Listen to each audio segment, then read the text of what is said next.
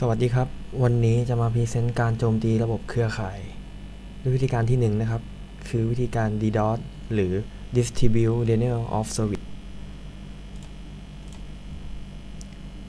จัดทำโดยนายกิติยศสุนทรกนกพงศ์รหัส 11593046-3 นายพัฒนพลมุสิกนันท์รหัส 11593046-200-9 นายประภาวินธนประภาพันธ์รหัส 11593046-2016-7 นายกิติพจน์วงศ์ถาวรเรืองรหัส 11593046-2021-7 DDoS คือ DDoS มีจุดประสงค์เพื่อให้ระบบหยุดการทำงานไม่สามารถใช้เครื่องคอมพิวเตอร์ได้ทั้งระบบหรือเครื่องเดียว DDoS เป็นการจู่โจมเว็บไซต์เป้าหมายโดยอาศัยการลุมโจมตีจากหลายๆที่พร้อมๆกันทำให้เว็บไซต์ใช้งานไม่ได้หรือล่มในที่สุด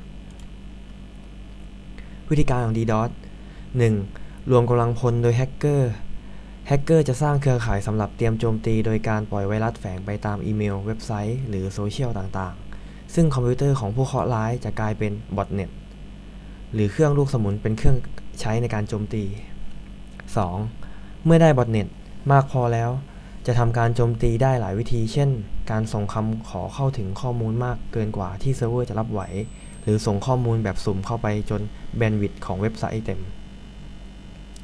3. เรียกค่าไถ่เมื่อเว็บไซต์ใช้งานไม่ได้แฮกเกอร์จะใช้ภาวะสุญญากาศนี้เป็นตัวประกันขอค่าไถ่เพื่อปลดให้ระบบทำงานได้แบบเดิมโดยอาจเป็นตัวเงินหรือข้อแลกเปลี่ยนอะไรบางอย่างวิธีคลิปตัวอย่างวิธีการโจมตีแบบ DDoS นะครับ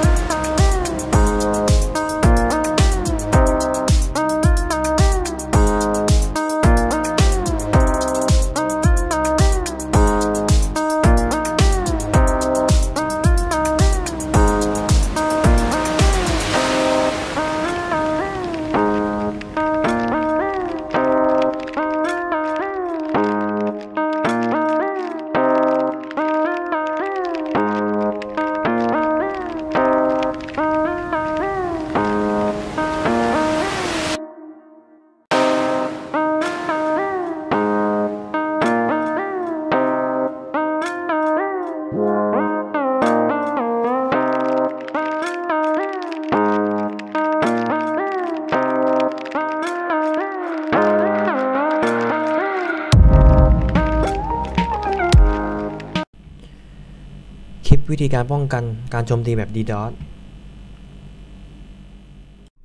What is up guys, it's SS Modern Warfare here, Gamertag Banjo Chicken, and welcome back to another video. So in this video what we're going to be looking at is how to prevent DDoS attacks. So DDoSing has just become absolutely huge now, so many people are doing it and it's just become so easy to DDoS now that so many people with no technical knowledge are able to do it. So, you know, it's just completely blown out of proportion. So if you're somebody who's suffering from DDoS attacks, hopefully this video can help you out, because I'm just going to share with you my methods of what I do personally to prevent myself from being DDoSed. So I suppose this video isn't mainly targeted at the majority of my subscribers, because the modding community and the DDoS community, if you can call it that, have been a thing for a very long time. So I'm sure a lot of you guys who are subscribed to my channel know a lot about DDoSing already and how to prevent it. But for other people who are maybe just looking on YouTube for some kind of solution, hopefully this can help you out. So I'll try and run through it as quickly as possible, but there's, you know, fair few things to cover here. So first thing you're going to want to do is look at how people are getting your IP address. That is the way to prevent it, is to prevent somebody from getting your IP address, because they cannot DDoS you without your IP address. So, you know, the main thing you need to do is learn how to prevent these DDoSers from getting your IP address in the first place. So one of the main ways that people will try and get your IP address on PC now is through Skype. You can go on Google, you can search for a Skype resolver, and it's literally as simple as having to know what your Skype username is, and then they can type it into one of these websites and it should return with your IP address. There you go, it found my IP address right there. So first thing you're going to want to do if you use Skype on a regular basis, or even if you don't use Skype on a regular basis, it's still worth doing because it's really simple. You just go into Tools, Options, you go into Advanced, you select the Connection tab, and you check this checkbox to allow direct connections to your contacts only. Just doing that gives you a big extra boost of protection, because if anybody tries to use a Skype resolver to find your IP address, they won't be able to get your IP address by your Skype name. IP address not found this time. So that is a good way that you can protect yourself from people getting your IP addresses through Skype. But the other thing that you have to bear in mind is that they can still get your IP address by using network monitoring software. If they're monitoring their network and they join or try and call you on Skype, they can get your IP address that way. So if you're, just beware about people you don't know inviting you to Skype calls, especially if you've just finished a game with them and they're pissed off and they somehow want to invite you to a Skype call. That's kind of suspicious. They're most likely going to try and get your IP that way. So be careful about things like that. And as well, games consoles, the same thing applies with games consoles. You know, if you've just been in a game with somebody and they're raging at you and then suddenly they want to invite you to a party or a private chat, it usually means they're trying to get your IP address. So just be wary about these random people you don't know inviting you to private chats and parties and whatever the equivalent is on PlayStation and Skype calls and stuff like that. Okay, so the next thing that I can recommend is a VPN. Now, I know a lot of people don't like this advice for some reason. I'm not entirely sure why. Maybe it's because if you want a good VPN, you usually have to pay for it. And I suppose there's a lot of controversy about VPNs. People don't seem to like to use them for some reason, and I'm not entirely sure why. I use a VPN all the time now. I used to be with IPVanish. They were terrible. Their software kept crashing. Their servers kept disconnecting. So I switched to a new VPN provider, and I'm pretty much on a VPN 24/7 now. I just turn my computer on, it connects to one, and then when it only disconnects when I turn the computer off. So yeah. For people who don't know what a VPN is, I'll try and use diagrams or something to make this video a little bit more interesting, but essentially a VPN is a virtual private network, and what it does is it tunnels your connection through a secure server. So whenever you're going out to the internet, whenever you're gaming on the internet or, you know, browsing websites or anything like that, whenever you're online through a VPN, anything online that's going to be trying to get your IP address, whether it's DDoSers or just websites or anything like that, they're not going to be picking up your personal IP address. They're going to be picking up the IP address of the VPN server that you're connecting through. So in a normal case, when they DDoS you, they get your IP address and they DDoS your IP address and you go offline. Whereas if you're connected to a VPN, what they'll do is they'll get the IP address of the VPN server, not your IP address. So when they try and DDoS you, they're actually DDoSing the VPN server that you're connected to. Now, if the VPN server doesn't have good DDoS protection and it's a random crappy VPN, then their DDoS attack might be powerful enough to take the VPN offline. But if you go for a good VPN, popular service that is, you know, well regarded, then they'll have DDoS protection. Their servers will be too powerful for people with their crappy little web booters to hit offline.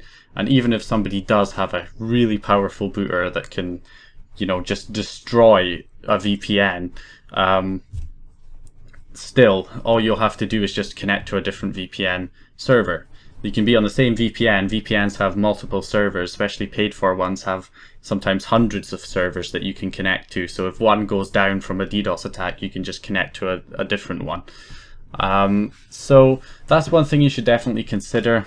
This is the VPN I use. It's Astral. I can highly recommend it. I might put their pricing plans up on screen. I think you can get a 7-day trial of it as well just to test it out. But yeah, definitely good VPN. I heard private internet access is quite good as well, and they're pretty cheap. I think it's $7 a month for private internet access. Not tried it myself though, so I'm not entirely sure how good that one is, but it's definitely something you should consider. And I think one of the reasons people don't seem to like VPNs, apart from the fact that if you want a good VPN, you do need to pay for it, but the other reason is that most people seem to have this kind of perception that VPNs slow their connection down too much and are not good for gaming. Well, that's usually only free VPNs that, you know, everybody's connected to one server and it's just a horrible experience.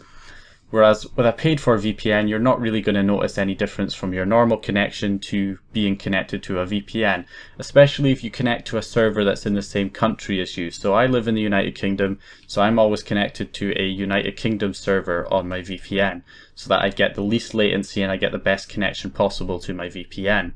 Whereas if I was connected to, you know, like a Chinese VPN server, then I'm going to get a terrible experience, and especially if I'm gaming, I'm going to get a lot of lag because it's going to take longer for the information to go from my location to China and back from China to me. So connecting to a server in your own country is a way that you can reduce lag, and just honestly, if you connect to a server that's in the same country, you're not going to notice any difference from being connected to the VPN and not being connected to the VPN. You essentially won't notice a difference at all. If you live in a big country like the United States, then you're going to want to connect to a VPN server that's in the same state as you, or as close a state to you as possible.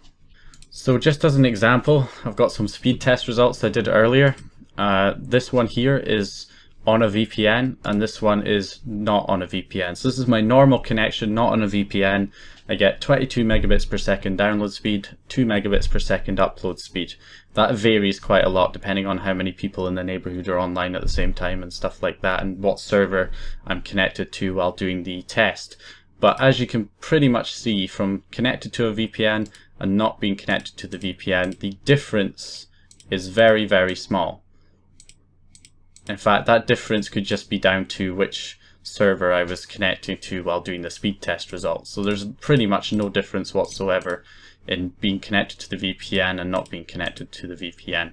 Okay, so that's something that I could highly recommend for you guys to do, is go on a VPN. Once you're on a VPN, like Astral for example, you just don't even have to connect to it. You just switch your computer on, and when the operating system loads up, it will automatically connect to your VPN, and then you can just load up Steam and go on whatever games and load up Skype, and you don't have to worry about people being able to DDoS you because your IP address will be masked by that VPN.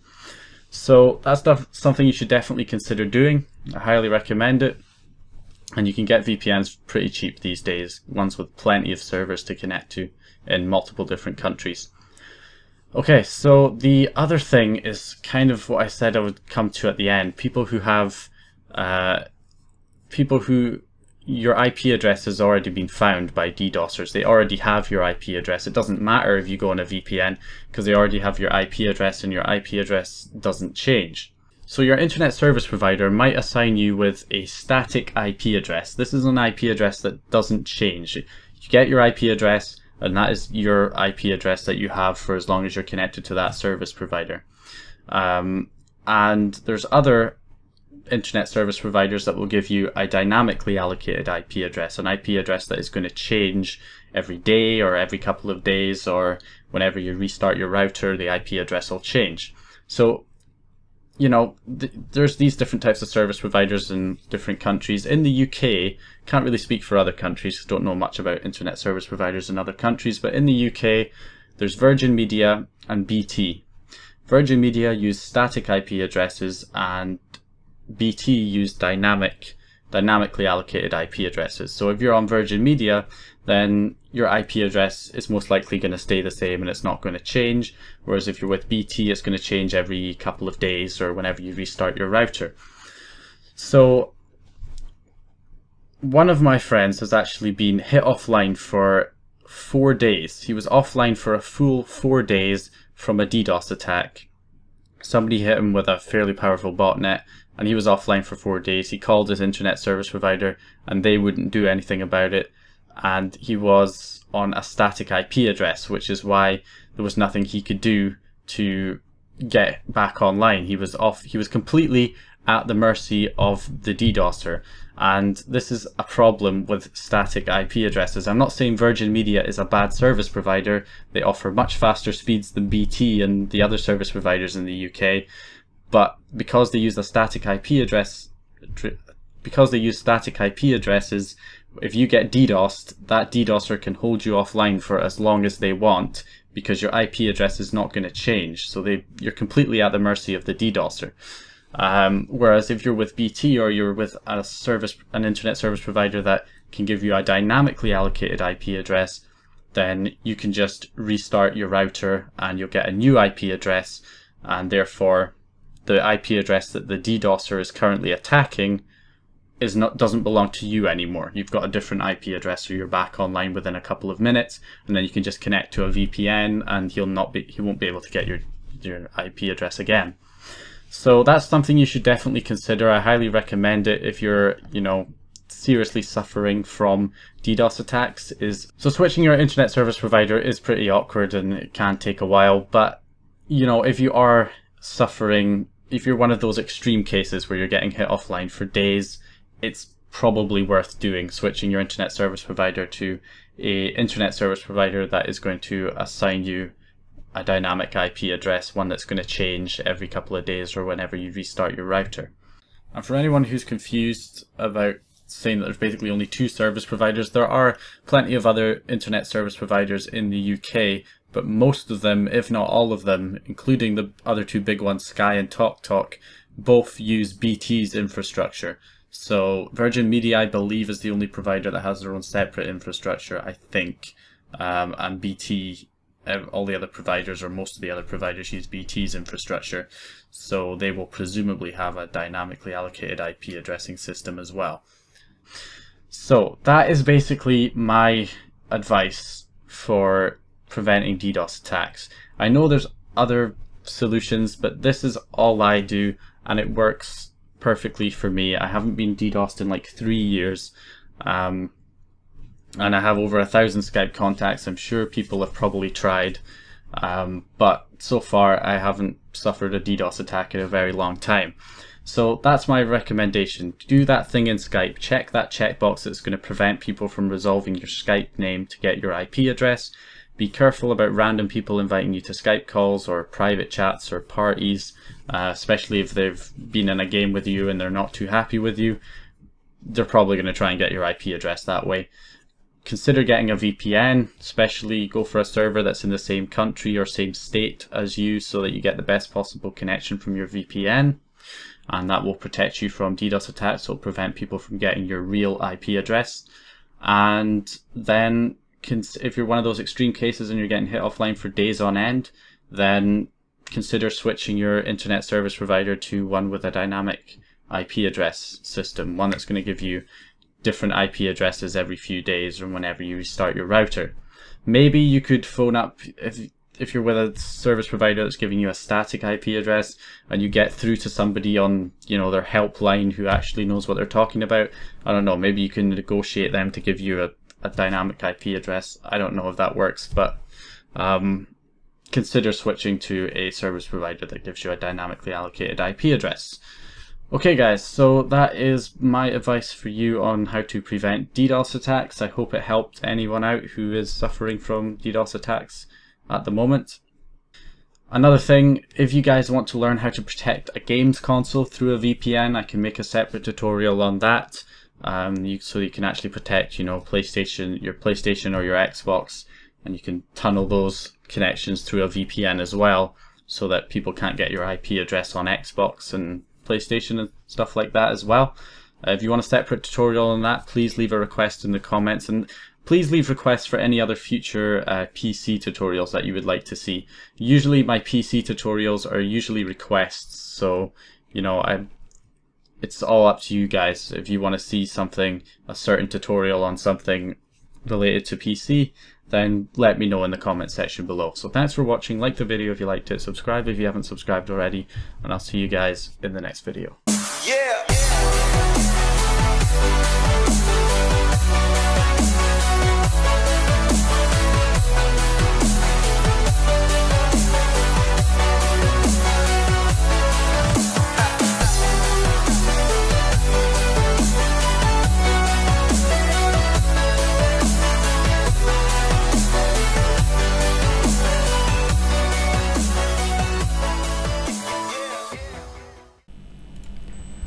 การโจมตีระบบเครือข่ายแบบที่ 2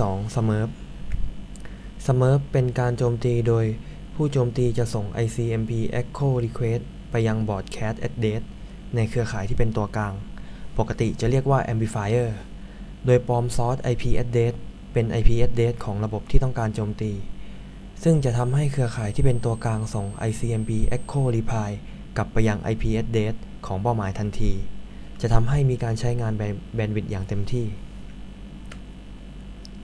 คลิปวิธีการโจมตีระบบแบบ Smurf. At first, we determine the IP address of the victim.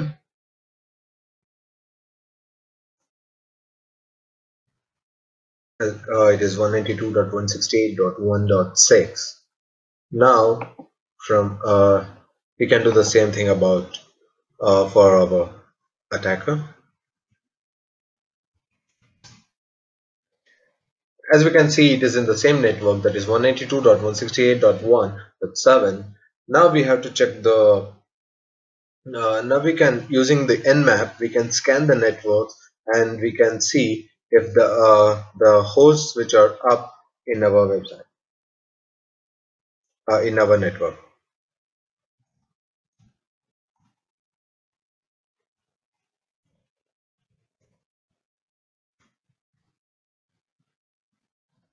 As we can see, it shows all the hosts which are up, and our victim 192.168.1.6 is up. Now, to check the connectivity, we can ping our victim 192.168.1.6 so that to check it receives the ICMP ping messages. We have to do similar thing for even the other amplifying VMs. Now, before using the Smurf, performing the Smurf attack, we can use the TCP dump in the victim's machine, so to see the number of the packets which are incoming for during the Smurf attack.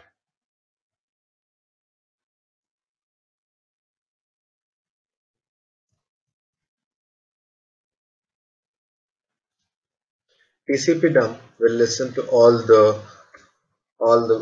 TCP packets coming to the Ethernet 0. So now we will run this and it will be waiting for all the incoming packets. Now, in using the attacker machine, we will use hping3 to send the ICMP packet by spoofing, and here we can see the destination, that is 182.168.1.6, that is victim, and the broadcast address, that is the similar network but the broadcasting address is .255, and we are sending only one packet here. So, but it will be in the flood mode, and it will go multiple times to all the machines in the similar network. Now we can see only one packet is transmitted from the attacker, but in the victim we can see the multiple packets being received. This can go on for a while, but we might have to stop for the time sake. Now we can see, even though we sent only one ping message, the victim has received 45 packets in a very short period of time. Now, to mitigate this, we have the Smurf attack.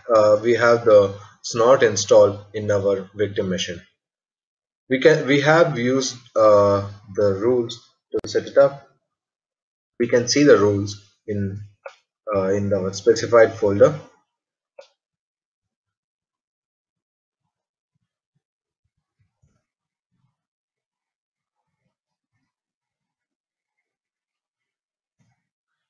The rule is, if anything comes from the broadcast address, we will detect it, and we will show the message, stop smurfing me.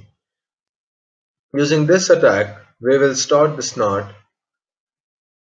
that is snort.conf. We have included this smurf rules in the snort.conf, and we are logging in the folder variable slash log slash snort. Now that the snort is ready, we can attack again from our attacker. Now again we have sent the Smurf attack. There is only one packet is sent from here, and multiple packets will be received at the victim's end. We can stop the snort for now. Snort is exiting. Now um, if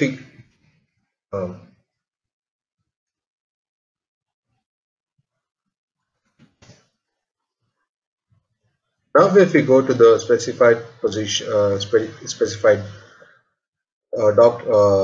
directory um, where the log for all the Smurf attack is there, we can see the alert file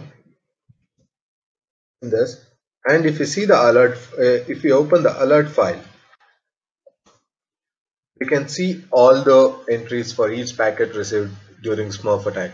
We can see the messages, that is stop smurfing me, and also the incoming IP addresses will be different. This or this and many other, because it is spoofed. We can't say from which computer or from which machine it came from. So using this, however, wherever the packets come from, we can stop the Smurf attack. We can detect it as IDS, and we can take the required actions. Thank you. คลิปวิธีการป้องกันการโจมตีแบบสเมิร์ฟ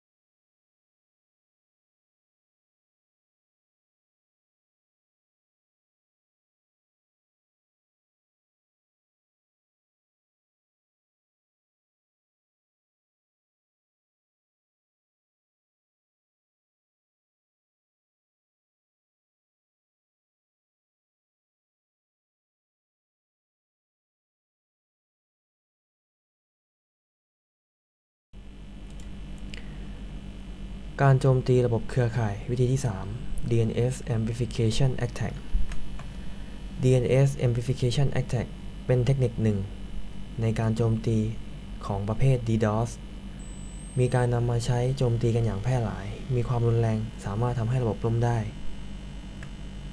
วิธีการทำงานของ DNS Amplification Attack เป็นวิธีการส่ง DNS Request ไปยัง DNS Resolver ที่ต่างๆโดยปลอมแปลง IP address ต้นทางในแพ็กเกจเป็น IP address ของระบบเป้าหมายทำให้ DNS Response ที่ตอบกลับมาจาก DNS Resolver นั้นถูกส่งไปยังระบบเป้าหมายแทนที่จะเป็นผู้โจมตียิ่งมีการส่ง DNS Request ในทำนองนี้เป็นจำนวนมากเท่าใดก็จะมี DNS Response ตอบกลับไปยังระบบเป้าหมายมากยิ่งขึ้นจนกระทั่งถึงจุดหนึ่งที่ทำให้ Network Bandwidth ของระบบเป้าหมายมีไม่เพียงพอต่อปริมาณข้อมูลจำนวนมากที่ได้รับส่งผลให้ระบบเป้าหมายไม่สามารถให้บริการกับผู้ใช้รายอื่นๆได้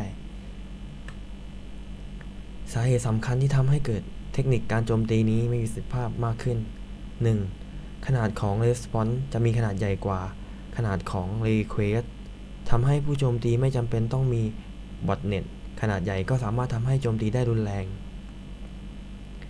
เครื่องเซิร์ฟเวอร์หรืออุปกรณ์เครือข่ายใดๆที่เปิดให้บริการ DNS Open DNS Resolver เครื่องเซิร์ฟเวอร์มีการตั้งค่าการใช้งานที่ไม่เหมาะสมโดยอนุญาตให้บุคคลทั่วไปสามารถใช้บริการได้คลิปวิธีการโจมตีระบบด้วย DNS Amplification Attack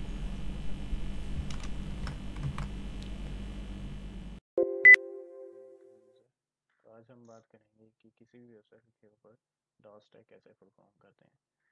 तो DOS tag के दो forms होती हैं, एक तो DOS tag जो आप single system से किसी भी वेबसाइट के ऊपर काफ़ी सारी बहुत मैनी रिक्वेस्ट सेंड करते हो, और दूसरा होता है डिस्ट्रीब्यूटेड डॉस टैग जिसे हम डी डॉस भी कहते हैं। तो सबसे पहले हम परफॉर्म करते हैं सिंगल डॉस टैग। तो किसी कोई भी आप वेबसाइट उठा लो, तो मैंने ऑलरेडी एक पाकिस्तान की वेबसाइट उठाई हुई है, तो इसके ऊपर हम डॉस टैग परफॉर्म करेंगे। तो डॉस टैग परफॉर्म करने के लिए मेरे पास यहाँ पे दो पाइथन की स्क्रिप्ट्स है। एक तो सदम है जो आपको ऑनलाइन स्क्रिप्ट मिल जाएगी, अगर नहीं मिलती है तो मैंने ऑलरेडी डिस्क्रिप्शन में इसका लिंक डाला हुआ है, तो आप वहाँ से डाउनलोड कर सकते हो। और दूसरा है डॉस टैग। तो हम इसको रन करते हैं। तो मैं दोनों पाइथन की स्क्रिप्ट्स के बारे में आपको बताऊंगा। तो जो फर्स्ट स्क्रिप्ट है वो अकेली डॉस टैग है, मीन्स आप अपने सिस्टम से किसी भी वेबसाइट के ऊपर बहुत सारी रिक्वेस्ट परफॉर्म करते हो, ठीक है। तो इसको परफॉर्म करने के लिए पाइथन, उसके बाद जो भी आपकी फाइल का नाम है, देन आपकी वेबसाइट, ठीक है। तो सम टाइम पे कुछ वेबसाइट के ऊपर इनको काफ़ी सारा टाइम लग जाता है, पर अगर कुछ वेबसाइट इंस्टेंटली आप इस डाउन कर सकते हो। तो हम एंटर करते हैं और चेक करते हैं कि वेबसाइट डाउन लिखा आ गया। तो इट मीन्स इसको रिफ्रेश करते हैं अब, ठीक है। तो आप देख सकते हो कि यहाँ पे एरर आ रहा है कि इंटरनल सर्वर एरर। तो इट मीन्स कि जो हमारी वेबसाइट है, मतलब जिसके ऊपर हम अटैक लगा रहे हैं, वो वेबसाइट अभी डाउन हो चुकी है, ठीक है। जैसे ही मैं इसको स्टॉप करूँगा तो आपकी जो वेबसाइट होगी वो फिर से एक्टिवेट हो जाएगी विद इन सेकेंड। तो अगर आप कंटिन्यूसली इस वेबसाइट को डाउन करना चाहते हो, तो मीन्स 3-4 घंटे डाउन रहे ये वेबसाइट, तो आपको डी डॉस टैग परफॉर्म करना पड़ेगा। तो डी डॉस टैग के लिए हमारे पास जो स्क्रिप्ट है वो है सदम। तो सदम एक तरह से डीएनएस सिंप्लीफिकेशन अटैक है। तो आपने काफ़ी बहुत से लोगों ने इसके बारे में सुना नहीं होगा। तो डीएनएस सिंप्लीफिकेशन के बारे में बता देता हूँ कि जब भी हम कोई रिक्वेस्ट करते हैं किसी वेबसाइट के बारे में, फॉर एग्जांपल अगर मैं एनएस लुकअप करूँ, ठीक है, तो यहाँ पे रिक्वेस्ट्स होती हैं set type equal to any. तो अगर मैं किसी वेबसाइट के बारे में रिक्वेस्ट करना चाहता हूँ, फॉर एग्जांपल अगर मैं इसी वेबसाइट के बारे में रिक्वेस्ट करता हूँ, ठीक है, तो HTTP से यहाँ पे हम नहीं लगाएंगे, सीधा वेबसाइट का नाम डालेंगे।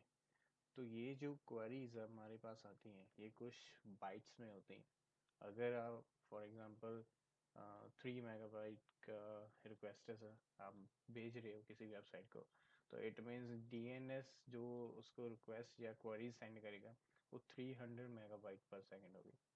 तो अगर आप इसके बारे में और ज़्यादा इंफॉर्मेशन लेना चाहते हो तो गूगल पे आप सर्च कर सकते हो डीएनएस एम्प्लीफिकेशन अटैक, तो वहाँ से आपको इसके रिगार्डिंग इंफॉर्मेशन मिल जाएगी।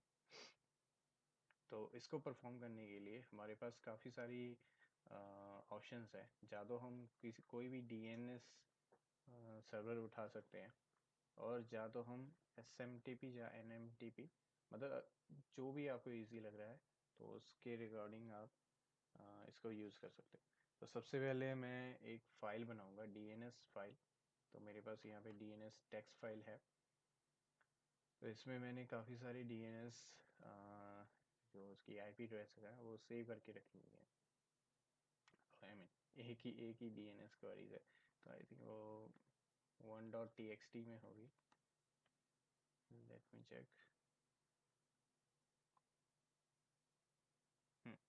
ठीक है, तो मेरे पास यहाँ पे डीएनएस की फाइल है जो कि 1.txt है। तो अब इसको परफॉर्म करने के लिए सबसे पहले ऑब्वियसली सारी की सारी इंफॉर्मेशन वहाँ पे दी हुई है। तो सबसे पहले हम चेक करेंगे कि कौन सा डीएनएस सबसे ज़्यादा फास्ट है, क्योंकि अगर फास्ट होगा तो आपका डॉस टैग जो होगा बहुत अच्छी तरह से काम करेगा। तो ये मैंने डीएनएस डाला, उसके बाद 1.txt फाइल, और उसके बाद अपनी कोई भी वेबसाइट जिसके ऊपर मैं अटैक लगाना चाहता हूँ। फॉर एग्जांपल मैं यही उठा लेता हूँ।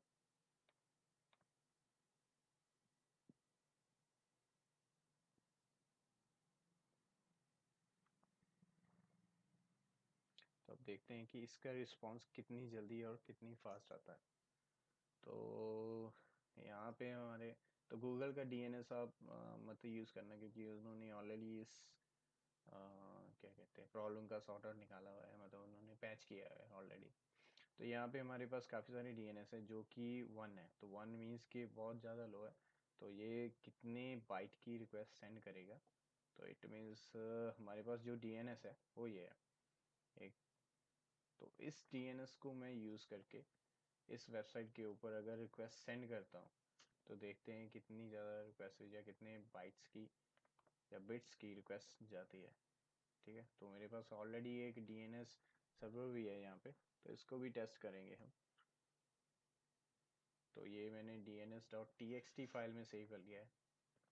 इसके बाद मैं टेस्ट करूँगा, सॉरी यहाँ पे मैं dns.txt लगा देता हूँ। तो ठीक है भाई, तो ये इस डीएनएस सर्वर की जो रिक्वेस्ट है वो ज़्यादा है, तो मैं इसी डीएनएस सर्वर को यूज़ करूँगा उस डॉस टैग के लिए। तो ये सेट कर लिया। अगर आपके पास मल्टीपल वेबसाइट्स है, अगर आप मल्टीपल वेबसाइट के ऊपर डॉस टैग लगाना चाहते हो तो वेबसाइट की एक लिस्ट भी जनरेट कर सकते हो। तो मैंने यहाँ पे ऑलरेडी 2 लिस्ट जनरेट की हुई है। तो इसका फ़ायदा क्या है कि अगर आपके पास वेबसाइट्स हैं तो वेबसाइट लिस्ट यहाँ पे उठाओ और चेक करो कि कौन सी रिक्वेस्ट सबसे ज़्यादा उस वेबसाइट के ऊपर जा रही है। तो इट मीन्स इस वेबसाइट की रिक्वेस्ट सबसे ज़्यादा जा रही है। तो अगर मैं इस वेबसाइट को यहाँ पे website dot T x T में लगाऊंगा तो इस वेबसाइट के ऊपर रिक्वेस्ट ज़्यादा जल्दी और मतलब हैवी रिक्वेस्ट जाएंगी। तो मैं बाकी 2 वेबसाइट्स को डिलीट कर देता हूँ, इस वेबसाइट को डिलीट कर देते हैं क्योंकि ये मेरी अटैक की वेबसाइट है। तो इसको सेव करते हैं और इसके बाद परफॉर्म करते हैं अपना डीएनएस अटैक। तो उसके लिए ऑब्वियसली वेबसाइट सब कुछ सेट है, तो बस मैं यहाँ पे उस वेबसाइट का नाम लिखूँगा, सॉरी, जिसके ऊपर अटैक लगाना चाहता हूँ। ठीक है, तो ये मैंने सेट कर दिया और उसके बाद एंटर करेंगे और देखते हैं कि कितने बाइट्स की रिक्वेस्ट परफॉर्म होती है। तो इसको आप मत देखो, तो इसका कोई फ़ायदा नहीं है। जो ट्रैफिक इंक्रीज होगा, मतलब कितने बाइट का या कितने बिट का कितने एमबी का रिक्वेस्ट ट्रैफिक उसकी वेबसाइट के ऊपर जा रहा है, और अगर आपका पैकेट के पीपीएस में है देन मीन्स कि आपके जो पैकेट की ट्रांसफ़र स्पीड है वो बहुत ज़्यादा है, तो ये काफ़ी अच्छा होगा आपके लिए। तो इसकी रिक्वेस्ट जो है वो बहुत स्लो है जो डीएनएस सर्वर्स की है। तो मैं एसएनएमपी और अब हम एसएनएमपी ट्राई करके देखते हैं। अगर मैं बेंचमार्क करता हूँ उसके बाद मैंने already SNMP TXT file save की हुई है, तो इसमें मेरे एसएनएमपी टेक्स्ट फाइल्स होंगी। तो यहाँ पे मैं SNMP to SNMP dot TXT set करूँगा।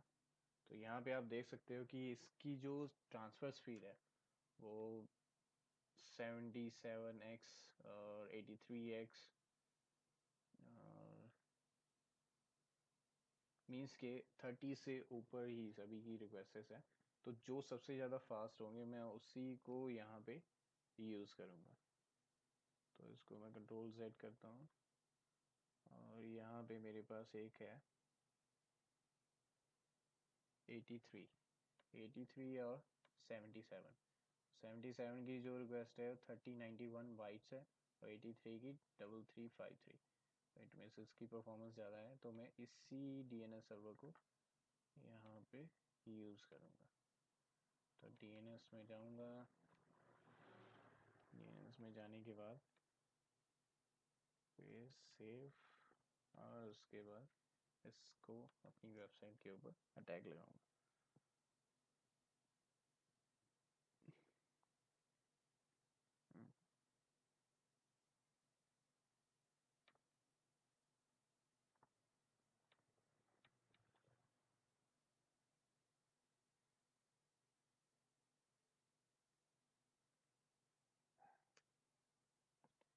तो अब आप देख सकते हो कि यहाँ पे जो मेरी रिक्वेस्ट जा रही है वो 70 30, तो ये तकरीबन तकरीबन आपको 80 Mbps 100 Mbps तक भी लेके जा सकती है।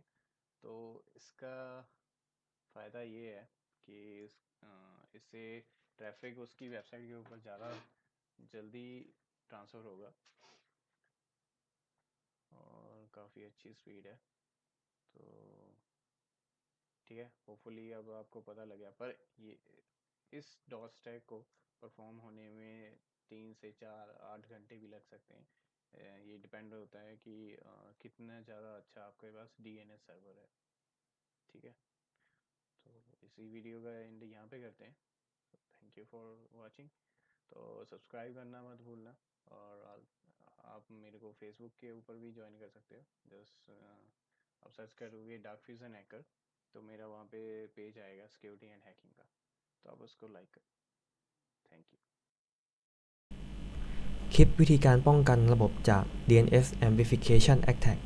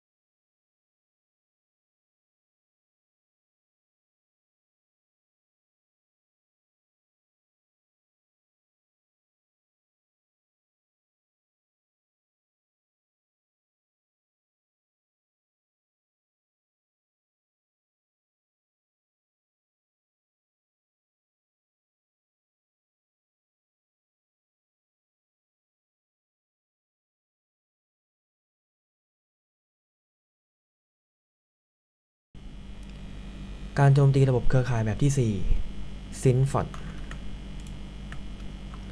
Synfot เป็นการโจมตีโดยการส่งแพ็กเกจ TCP ที่ตั้งค่าซิงค์บิตไว้ไปยังเป้าหมายเสมือนกับการเริ่มต้นร้องขอการติดต่อแบบ TCP ตามปกติ โดยที่ผู้โจมตีสามารถปลอมแปลง IP ของ Source Address ได้ เครื่องที่เป็นเป้าหมายก็จะตอบสนองโดยการส่งซิงค์ ARC กลับมายัง Source IP Address ที่ระบุไว้ ซึ่งผู้โจมตีจะควบคุมเครื่องที่ถูกระบุใน Source IP Address ไม่ให้ส่งข้อมูลตอบกลับทำให้เกิดสภาวะ Half Open ขึ้นที่เครื่องเป้าหมาย หากมีการส่งซินฟัดจำนวนมากก็จะทำให้คิวของการให้บริการของเครื่องเป้าหมายเต็มทำให้ไม่สามารถให้บริการตามปกติได้ นอกจากนี้ซิงฟัดที่ส่งไปจำนวนมากยังอาจจะทำให้เกิดการใช้แบนด์วิดต์อย่างเต็มที่อีกด้วย คลิปการโจมตีแบบซิงฟัด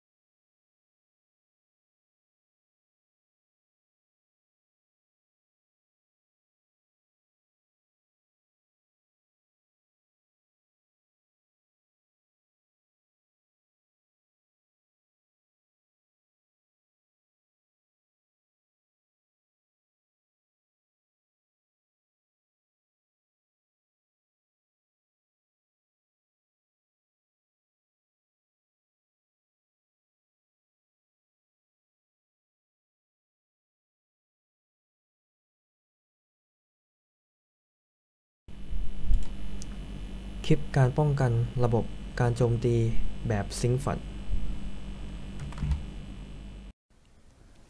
Preventing TCP SYNFlood attacks. If it's true that prevention is the best cure, then we should really never allow a TCP SYNFlood attack to reach our critical servers. In this micro nugget, we'll take a look at exactly what a TCP SYNFlood attack is and how to stop it before it reaches those servers. Let's jump in. In this micro nugget, our objective is to identify what is a SYNFlood attack, how we can train the ASA to step in so that our server doesn't take the brunt of it, and then implement it and test it and see that it's working. So it's best to first understand what exactly is a SYNFlood attack. Well, in a normal environment, if we have a client, let's say the client's right here, and we have a server down here, the client will send something called a TCP synchronization request saying, I'd like to talk to you. And the server sends a packet back saying, sure, I'd like to talk to you too. It's called a SYN-ACK. And what it really is, it's an acknowledgement of the initial synchronization request plus its own synchronization request, to which is followed a final packet that comes back, which is the ACK from the client. So a SYN, SYN-ACK, and ACK, 3 packets of the 3-way handshake. That's what normally takes place. Now, in a malicious environment, if a client sent a TCP SYN request, it could lie about the source address. So now I'm going to lie and say this is from 223.1.2.3 or some other random address, and it's not really his address. That packet goes to the server. The server is now replying to the bogus address. There's not going to be a response. Plus, this guy right here is also a victim because he's receiving all these TCP SYN-ACKs that he never requested in the first place. So what does that harm the server? So what? A little SYN-ACK here and there, how's that really going to be a bad deal? What if we sent thousands of these or hundreds of thousands of TCP SYN requests? We could tie up the resources while this server is looking off the horizon and waiting for that final packet to come in and potentially take that server out of business. To solve this, we can have the ASA step in and say, I am not going to tolerate that many half-formed sessions going to this DMZ server. Instead, what I'll do is I'll set a threshold. Let's set a threshold for them. Let's say the threshold is 5. If there's more than 5 half-open TCP sessions, they sometimes call it an embryonic session, what we want you to do, Mr. ASA, is instead of allowing those requests to make it to the server, once it gets above the threshold of 5, you go ahead and intercepting those TCP SYN requests. You're basically going to lie on behalf of the server. So now, new clients, whether they're malicious or not, if we've already reached the maximum of 5 concurrent TCP half-formed sessions, new clients that come in are going to do the TCP request. The ASA is going to do the response on behalf of the server. And if the client is valid and does the final acknowledgement, then the ASA says, oh my goodness, it's a valid connection. It turns around and builds its own 3-way handshake with the server and knits the sessions together. In effect, we set a threshold at the ASA. Once it's exceeded, the ASA begins to do the intercept to take the offload from the server itself. Now, just to be clear, in this demonstration, I'm on a closed track. I'm not going to cause any traffic to go out to the internet. So when we do our SYNFlood attack, I'm going to spoof my source address, but I'm going to spoof it back to an address on this network. I'm not going to let it do it random where it would spoof back to a valid IP address on the internet. So having said that, let's bring in the ASA. And on the ASA, it can show us exactly what current sessions are in place with the show con command. If we want to delete those, we can do a clear connections and then a show. We have no active connections in use at the moment.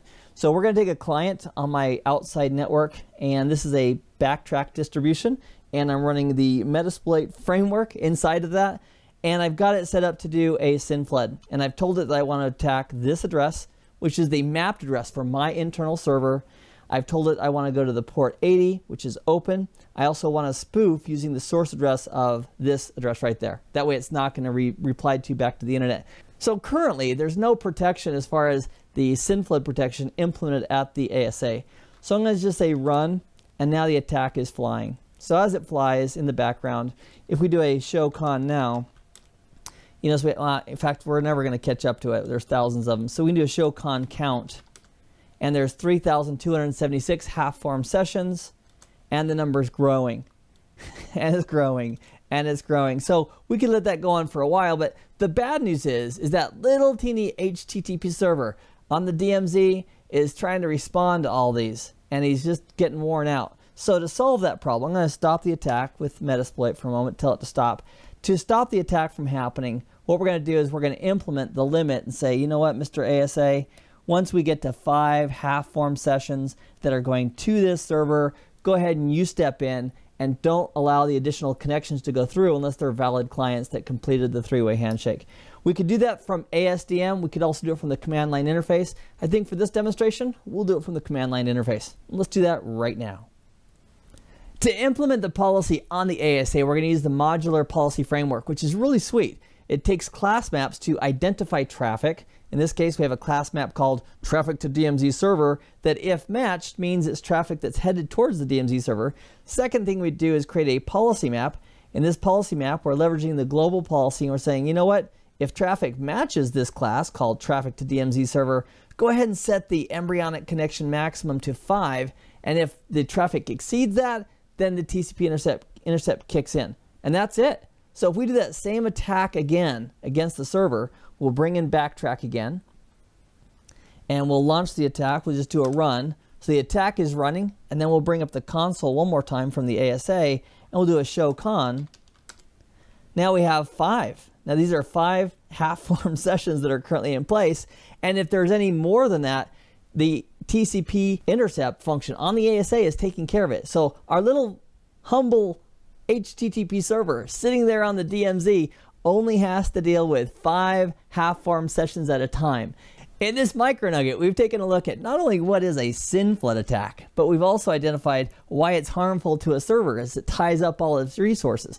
We also took a look at how to stop it by telling the ASA to simply set a threshold, and once that threshold is exceeded, to go ahead and start doing TCP intercept. I hope this has been informative for you, and I'd like to thank you for viewing. ขอจบการนำเสนอแต่เพียงเท่านี้ครับ